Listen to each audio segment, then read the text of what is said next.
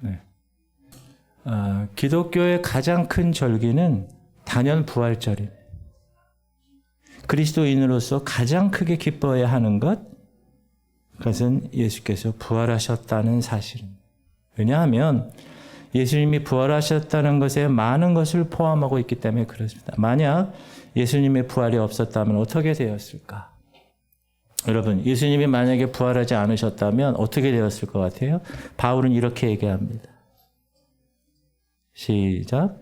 그리스도께서 다시 살아나신 일이 없으면 너희의 믿음도 헛되고 너희가 여전히 죄 가운데 있을 것이요.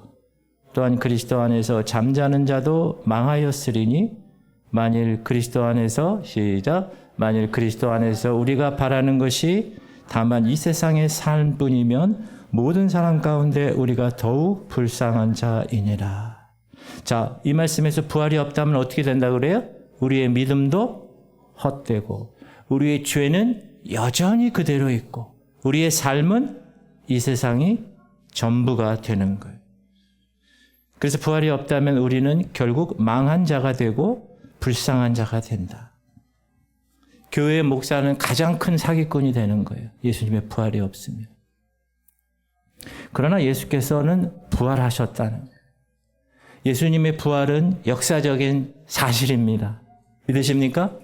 예수께서 잠자는 자들의 첫 열매가 되셨어요. 잠자는 자들이라는 건 죽은 자들의 첫 열매가 되셨다는. 예수님이 부활하셨기 때문에 그를 믿음으로 그에게 붙어있는 자들 또한 부활하게 된다는 거예요. 여러분 부활하게 된다는 거 믿으세요? 정말이에요? 예수 그리스도의 부활이 있기 때문에 우리의 믿음이 헛되지 않고 주의 의롭다 하심 가운데 우리가 살아갈 수 있고 이제 의인으로서 죄인이지만 의롭다고 덮어주셔서 그리스도의 보혈로 의롭다고 칭해 주셔서 칭의의 삶을 살아갈 수 있게 되고 이 세상 삶이 전부가 아니라 저 하나님 나라의 삶이 주어지게 된 것입니다. 그러므로 우리는 얼마나 복된 자인가. 예수 그리스도의 부활로 그 복된 것이 입증되었다는 것.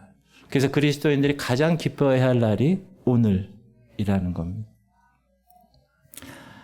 우리가 지난 40일 동안 부활절 이전의 40일을 사순절이라고 합니다. 우리는 사순절에 예수 그리스도의 십자가와 고난을 묵상하며 지냅니다. 그 십자가와 그 고난에 우리가 동참하려고 금식도 하고 절제도 하고 40일간의 시간을 보냈습니다. 특별히 지난 고난주간은 예수님의 마지막 일주일간의 행적을 우리가 말씀을 통해서 따라가며 주님의 고난에 동참하는 고난주간을 보냈습니다. 그렇다면 이제 부활절을 우리가 어떻게 보내야 되는가? 부활의 기쁨과 감격을 고난주간에 그렇게 고난에 동참하는 것만큼 우리가 표출하면서 감동 있게 살아가고 있는가? 사순절에는 금식하고 사순절에는 근신하고 절제를 실천하는 것에 비해서 부활절을 기념하는 우리의 실천은 상대적으로 너무 빈약한 것이 아닌가 하는 생각이 들었습니다. 그냥 결혼 나누기, 떡 나누기 이 정도의 전통을 넘어서서 부활절에는 무엇을 우리가 묵상해야 될 것인가? 부활절에는 어떻게 이 부활의 기쁨을 우리가 살고 누리고 생각하는 그런 삶이 주어져야 하는가? 그것에 대해서 오늘 말씀을 나누려고 합니다. 오늘 말씀은 너무나 유명한 바울의 고백의 말씀. 우리가 갈라디아서 2장 20절 외우기도 했잖아요. 이 말씀은 바울만의 고백이 아닙니다. 우리가 바울처럼 이렇게 고백을 했든지 안 했든지 오늘 말씀은 우리가 예수님을 믿을 때 우리 안에서 일어나는 일을 바울이 제시하신 것입니다. 우리는 간혹 내 안에 일어나는 일이 어떤 일인지 모를 때가 많이 있습니다. 특별히 영적인 일은 잘 모를 때가 있어요. 여러분 어린 애들에게 야, 너 어떻게 존재해? 예를 들어서 하린이한테 너 어떻게 존재하니? 그렇게 얘기하면 그 애가 뭐라 그러겠어요? 무슨 말을 하는지 모르겠지. 태어났지만 그리스도인이 됐다는 것도 마찬가지입니다. 그리스도인으로 태어났어요. 이제 born again 했어요. 다시 태어났어요. 그러나 자기 자신이 모를 수 있어요. 영적인 어떤 상태인지를. 그래서 우리가 알아야 합니다. 그래서 오늘 본문의 이 바울의 고백을 통해서 그리스도인이면 누구에게나 일어나는 일이 바로 이 일이구나. 바로 이 경험이구나. 그것을 우리가 알고 오늘 바라기는 오늘 말씀을 통해서 내가 그리스도인이 될 때 내 안에 일어나는 보이지 않는 일들, 그 일들을 내가 어떻게 알고 어떻게 사는 것이 또 부활을 체험한 하나님의 자녀의 삶인가를 생각하는 그런 시간이 되었으면 좋겠습니다. 첫 번째로는 우리가 예수 그리스도를 Savior, 구세주와 Lord, 주님으로 우리가 믿으면 우리는 예수님과 연합된다는 사실이에요. 연합된다는 사실. 자, 오늘 20절을 다시 한번 천천히 생각하면서 읽읍시다. 시작. 내가 그리스도와 함께 십자가에 못 박혔나니 그런즉 이제는 내가 사는 것이 아니요 오직 내 안에 그리스도께서 사시는 것이라. 이제 내가 육체 가운데 사는 것은 나를 사랑하사 나를 위하여 자기 자신을 버리신 하나님의 아들을 믿는 믿음 안에서 사는 것이라. 자, 예수님과 연합됐다고 그랬어요. 예수님과 연합된 우리에게 첫 번째 일어나는 일이 있다. 그것은 그리스도와 함께 십자가에 못 박힌다는 거예요. 내가 그리스도와 함께 십자가에 못 박혔나니. 여러분, 거듭나셨습니까? 하나님의 자녀가 되셨나요? 예수님을 구주와 주님으로 모셨습니까? 그렇게 첫 번째 일어나는 일이 뭐라고요? 주님과 함께 죽었다는 거예요. 십자가에서. 따라하겠습니다. 나는 십자가에 못 박혔습니다. 지금 이 말씀은 바울이 살아서 고백한 거잖아요. 근데 자기가 죽었다고 그러는 건 뭐예요? 십자가에서. 육신의 생명을 의미하지 않는 거 아시겠죠? 영적인 생명을 이야기한다는. 자, 그렇다면 바울은 어떤 의미로 나는 그리스도와 함께 죽었다고 말했을까? 바울은 이 죽음에 대해서 어떤 죽음을 우리에게 제시하고 있는가? 그 죽음이 19절이에요. 읽을까요? 시작. 내가 율법으로 말미암아 율법에 대하여 죽었나니 이는 하나님에 대하여 살려 함이라. 뭐에 대해 죽었다고요? 율법에 대해 죽었다는. 자, 유대인에게 있어서 율법은요, 태어나자마자 그들이 접하는 거예요. 또 읽고 외우고 너무나 당연한 삶이 율법입니다. 태어나면서부터 지켜오던 법이 율법이에요. 그런데 뭐라고 그래요?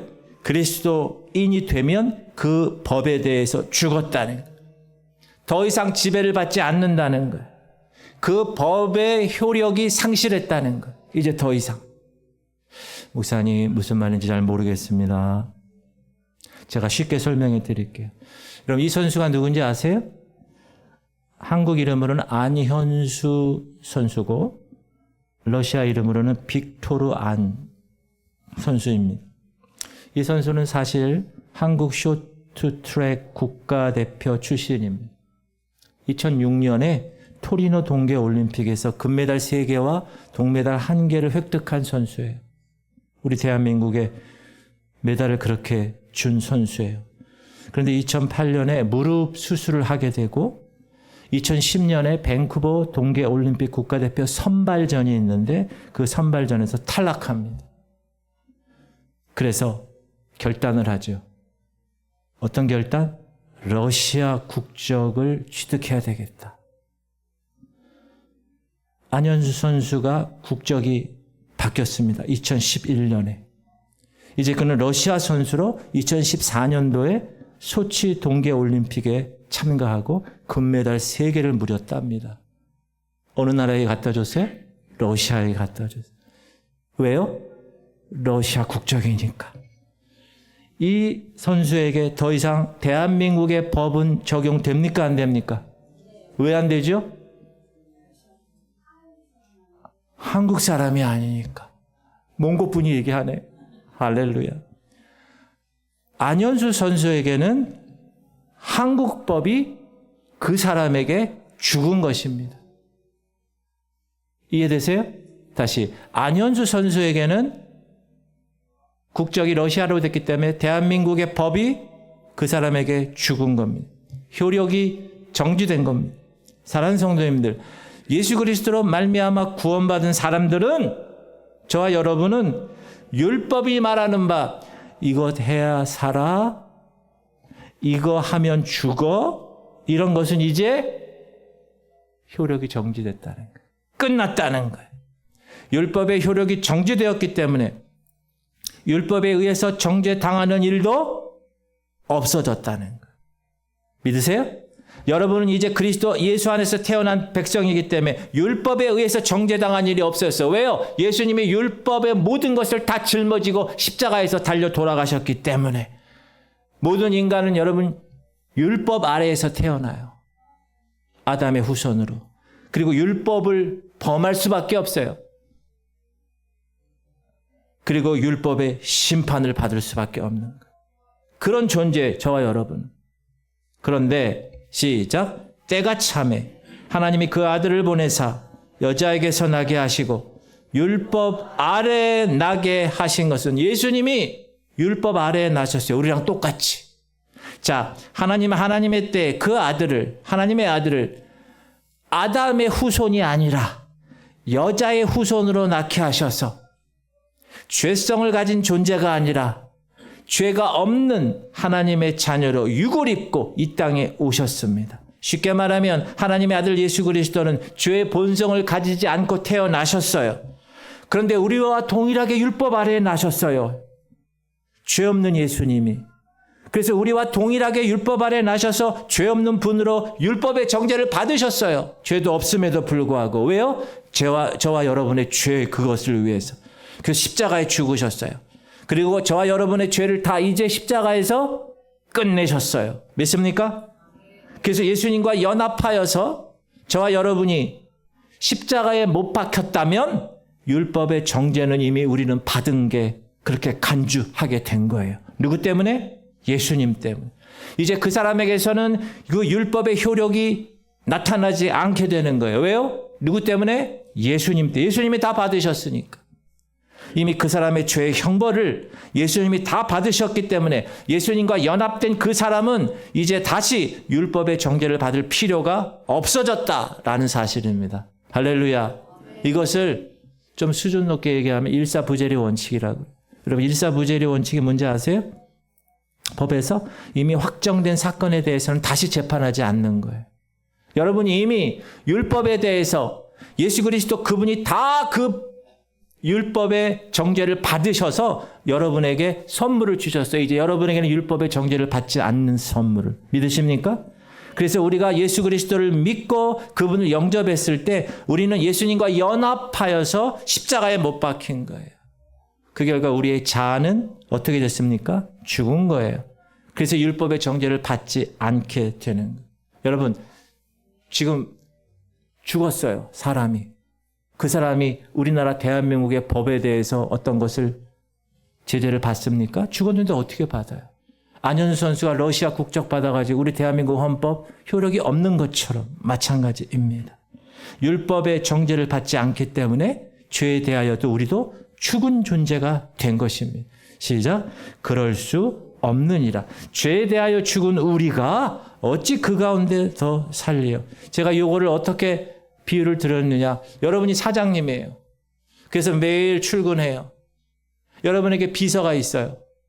그 비서에게 매일 출근하면 오늘 스케줄 보고하세요.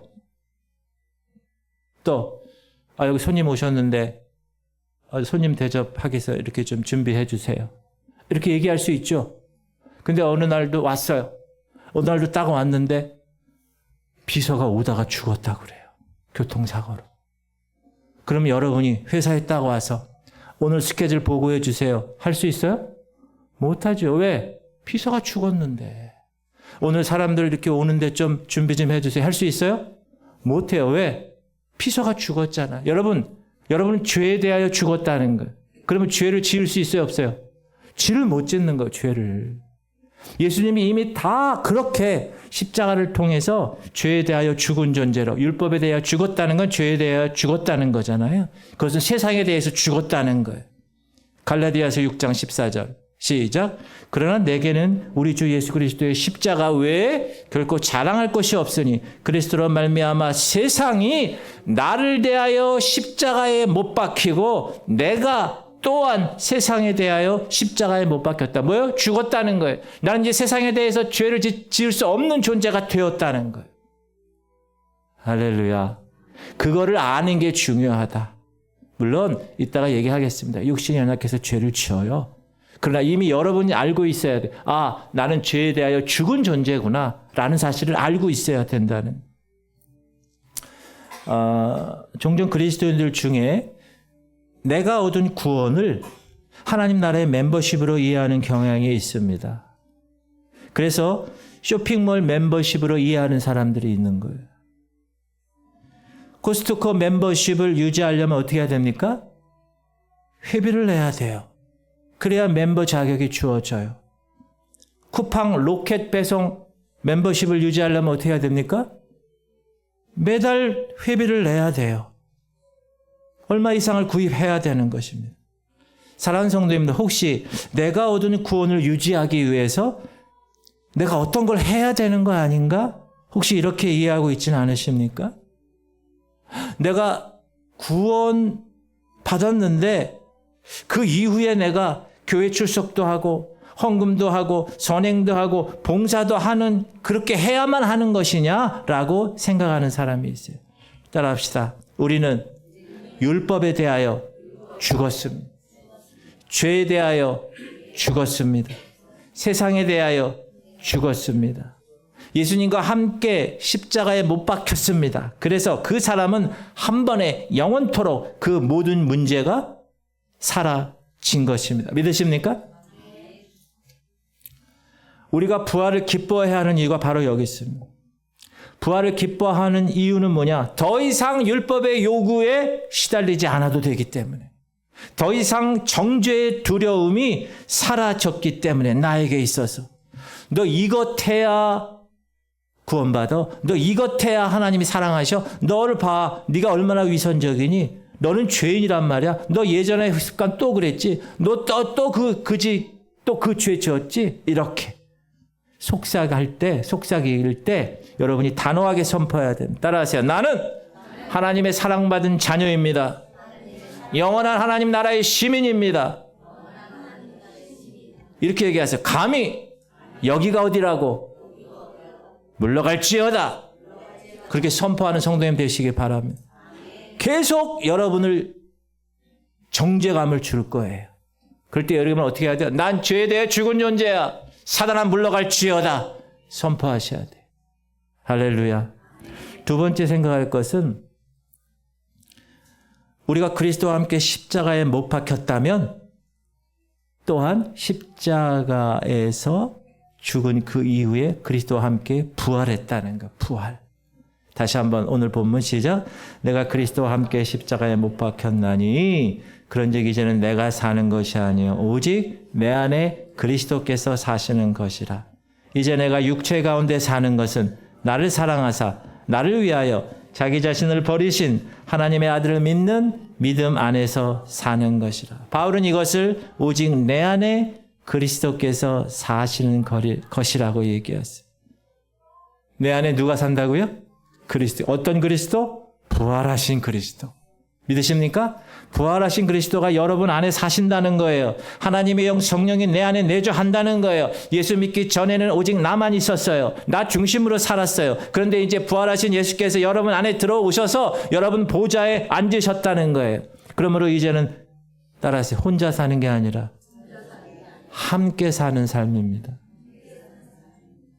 여러분 함께 사는 삶이 무엇인지 이해하려면 결혼 생활을 생각하면 돼요. 서로 사랑했어요. 그래서 결혼합니다. 혼자 살았는데 두 사람이 살게 되었어요. 금성에서 온 여자와 화성에서 온 남자가 지구에서 사는 거예요. 그 책 읽으셨어요? 그렇게 다른 거예요, 여자와 남자가. 그래서 때론 부딪혀요. 자라온 환경이 달라요. 가치관이 달라요. 때론 싸우기도 합니다. 숨겨두었던 죄성이 막 불쑥불쑥 튀어나와요. 그동안에 연애할 때는 잘 포장했던 것들이 이제 막 드러나게 되는 거예요.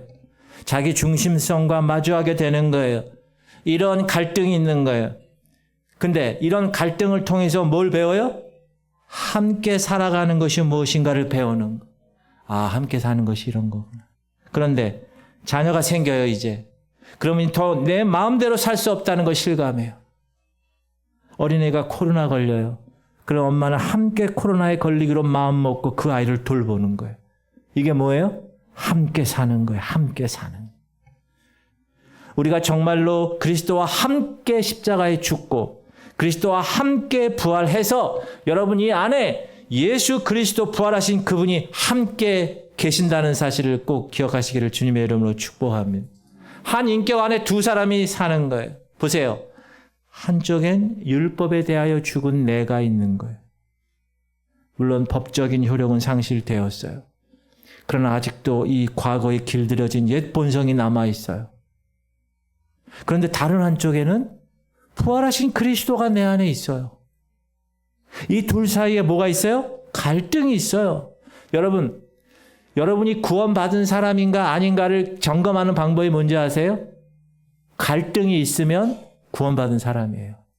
근데 갈등도 없어. 세상적으로 캐세라세라 살아도 아무 갈등이 없어. 그 사람은 구원받지 못한 사람일 가능성이 커요. 내가 어떤 일을 하는데 이거 하면 안 되는데 주님이 기뻐하시지 않는데 이런 갈등이 있다. 그 여러분은 구원받은 거예요. 이 둘 사이에 갈등이 있는 거예요. 그러나 시간이 흘러갈수록 그리스도 예수 중심의 지배가 내 마음 가운데 이루어지는 거예요. 무엇을 통해서? 신앙생활을 통해. 자기 중심적이던 내가 그리스도 중심의 삶으로 변화되어 가는 것입니다. 할렐루야. 얼마나 감사한 일이에요. 이게 신앙생활이에요. 질문 드립니다. 자기 중심으로 살면 어떻게 됩니까? 자기도 죽고 남도 죽이는 결과를 낳게 됩니다. 그런데 이제 여러분 안에 여기 부활하신 예수 그리스도가 함께 거하는 삶을 사는 거예요. 그럼 어떻게 돼요? 따라하세요. 나도 살고 남도 살리는 새로운 삶이 열리는 거예요. 그러므로 여러분 내 안에 계신 주님과 사이좋게 지내시기 바랍니다. 옆 사람하고 얘기하세요. 당신 안에 계신 주님과 사이좋게 지내고 계십니까? 물어보세요. 빨리. 당신 옆에 계신 주님과 당신 사이좋게 지내고 계세요? 여러분 여기 한번 보세요. 이렇게. 주님이 계세요? 안 계세요? 그분과 사이좋게 지내야 합니다. 아침에 일어나면 인사를 나누세요. 오늘 하루 시작할 때 스케줄을 함께 논의하세요. 그리고 주님의 의견을 구하세요. 그리고 여러분의 삶에 반영하세요. 반드시 기억하십시오. 함께 사는 분을 외면하면 안 됩니다. 함께 사는 분을 무시하셔도 안 됩니다. 그렇게 함께 사는 거를 뭐라 그래요? 성경은 하나님에 대하여 사는 것이라 그래요. 시작. 내가 율법으로 말미암아 율법에 대하여 죽었나니 이는 하나님에 대하여 살려 합니다. 이제 우리는 율법에 대하여 죽었어요. 안현수 선수가 대한민국 헌법에는 죽은 존재예요. 마찬가지로 하나님에 대해서는 살았어요. 바울은 그것을 이렇게 표현합니다. 시작. 그러므로 내 형제들아 너희도 그리스도의 몸으로 말미암아 율법에 대하여 죽임을 당하였으니 이는 다르니 곧 죽은 자 가운데서 살아나시니 누구예요? 예수님에게 가서 우리가 하나님을 위하여 뭐 하라고? 열매를 맺게 하려 함이라. 내 안에 사실은 그리스도와 함께 사는 것이 하나님과 같이 사는 것이고 그렇게 살게 되면 하나님을 위한 열매를 맺게 된다는 거예요. 믿으십니까? 그 사람의 열매를 보고 판단하는 거예요. 사과나무 잘 몰라요. 전 촌놈이라 서울 태생이라. 감나무 몰라요. 그러나 그 열매를 보고 아이고 사과가 열렸네. 그러면 사과나무인지 알아요. 감이 열렸구나. 야, 이 나무는 감나무네. 아는 거예요. 여러분의 삶의 열매를 보고 하나님이 판단하시는 거예요. 할렐루야. 바라기는 내 안에 계신 주님. 어떤 주님? 부활하신 주님. 그분과 어떻게 살아요? 함께 살면서 하나님이 요구하시는 풍성한 열매를 맺으시기를 주님의 이름으로 축복합니다. 세 번째 생각할 것은 우리 그리스도인들이 되었을 때 일어나는 세 번째 일은 다시 한번 오늘 본문 시작. 내가 그리스도와 함께 십자가에 못 박혔나니 그런 적 이제는 내가 사는 것이 아니요 오직 내 안에 그리스도께서 사시는 것이라. 이제 내가 육체 가운데 사는 것은 나를 사랑하사 나를 위하여 자기 자신을 버리신 하나님의 아들을 믿는 믿음 안에서 사는 것이라. 질문 드립니다. 우리가 예수 믿는 순간 곧바로 천국 가죠? 아니죠. 예수님을 믿는 순간 천국 가지 않습니다. 곧바로. 따라하세요. 여전히 육체 가운데 살아갑니다. 보세요. 그리스도와 함께 십자가에 죽고 그리스도와 함께 부활해서 새 사람이 되었습니다. 그러나 아직은 육체 가운데 살아가요. 이 육체, 이 몸은 성도의 제일 큰 질고의 원인입니다. 항상 이 몸이 문제입니다. 왜 그럴까요? 이 육체는, 이 몸은 죄에 익숙한 습관을 그대로 가지고 있어요. 그래서 바울은 그리스도인이 된 이후에도 육체 가운데 우리는 사는데, 육체 가운데 사는 삶은 어떻게 살아야 된다고요? 믿음 안에서 살아야 합니다. 자기 아들을 위해서 살아가는, 예수 그리스도를 사는 믿음 안에서 살아가야 된다는 거예요. 질문 드립니다. 믿음이 눈에 보여요, 안 보여요? 안 보여요. 믿음은 눈에 보이지 않아요. 손으로 느껴져요, 안 느껴져요? 안 느껴져요. 그러므로 믿음 안에서 사는 사람을 뭐예요? 육체적인 감각으로 사는 게 아니라 나를 사랑하사 자기 자신을 버리신 예수님에 대해서 신뢰하는 거예요. 신뢰. 이게 믿음입니다. 사랑하는 성도님, 어떤 사람이 여러분을 위해서 목숨을 버렸어요. 그럼 그분을 신뢰합니까? 안 합니까? 당연히 신뢰하죠. 그런데 예수님이 여러분을 위해서 목숨을 버리셨어요. 여러분을 사랑해서 목숨을 버리신 분, 그분을 신뢰해야 돼, 안 해야 돼? 신뢰해야죠. 그분이 말씀하신 말씀이라면 신뢰해야 돼, 안 해야 돼? 그래서 그 말씀대로 믿고 그 말씀대로 따르며 그 말씀대로 살아가는 것입니다. 내 안에 부활하신 예수 그리스도 그분을 의지하며 그분의 말씀을 붙들고 살아가는 거예요. 뭐 안에서? 믿음 안에서. 보이지 않아요. 그래서 믿음이 필요한 거예요. 질문 드립니다. 믿음으로 사는 삶의 반대가 뭡니까? 답이 나와버렸네. 육체가 이끄는 대로 사는 거. 우리의 몸은 죄에 쉽게 반응합니다. 세상을 쉽게 따라갑니다. 우리의 육은. 이미 죽었어요.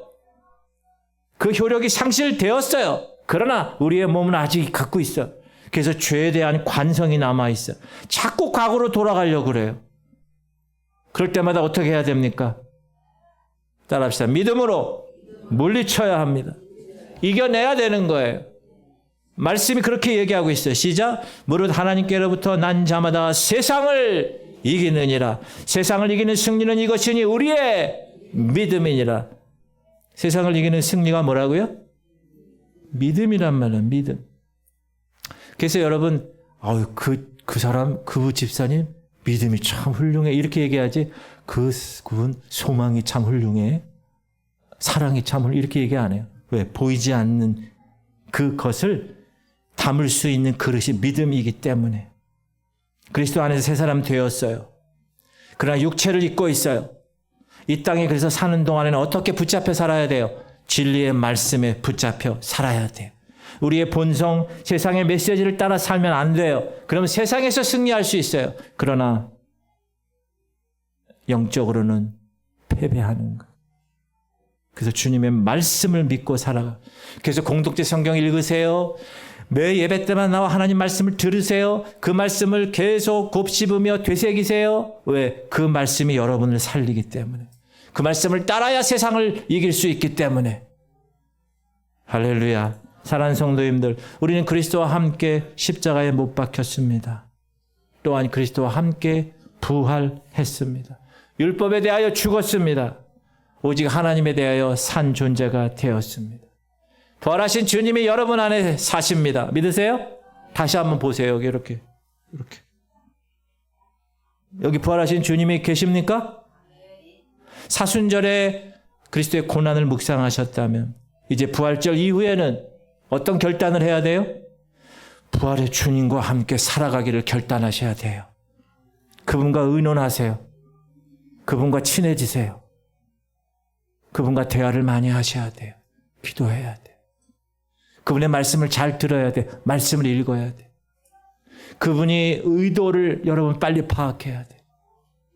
그게 뭐예요? 그게 신앙생활이에요. 부활하신 주님과 함께 살아가는 것이 신앙이라는 것. 그것이 믿음의 삶이라는 것. 꼭 기억하세요. 눈에 보이지 않아요. 그래서 더 신뢰가 필요한 것. 흔들리면 안 돼요. 이제 말세. 여러분 지구를 보세요. 지금 얼마나 빠르게 변화되고 있는가.